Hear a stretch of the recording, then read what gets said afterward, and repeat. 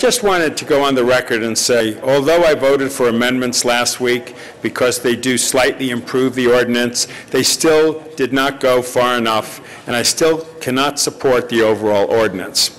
In my district, there is a net loss of affordable housing as older residential buildings are replaced with market-rate housing projects.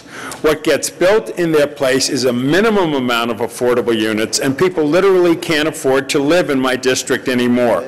This ordinance does nothing to improve this situation. In addition, this ordinance allows much more intense development than is required by the state mandate.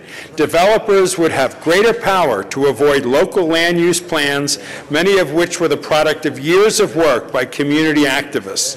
I continue to get calls and emails from not only my constituents, but from people residing in other council districts. People in this city are unhappy with this ordinance as currently written. Other cities, such as Burbank, have taken a different approach.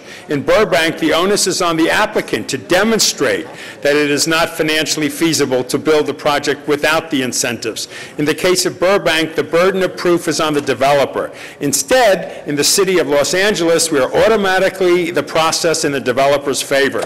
The city of Burbank accomplishes the same goal without disrespecting the planning process and the community. In short, this ordinance does not work in my district, and in general, it goes too far. You might have heard me last week about Louise Avenue, where all of a sudden we're R1 and beautiful homes. Somebody had designated something R3 in the back of the main highway, and all of a sudden it's sprouting up as something that is totally out of character and scale with my neighborhood. It's going to eat up more parking in the neighborhood and just becomes an assault in our district. So